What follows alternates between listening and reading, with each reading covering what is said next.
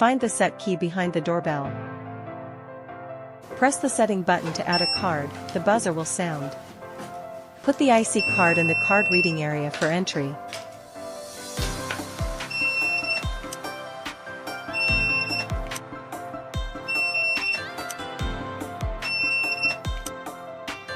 Press the set key again after typing.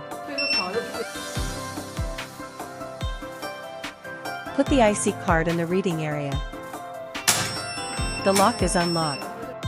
The second IC card is the same. Delete all cards. Press and hold the setting button for 3 seconds to delete the card number.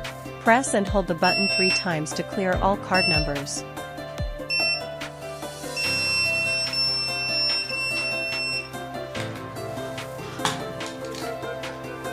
Card deletion successful.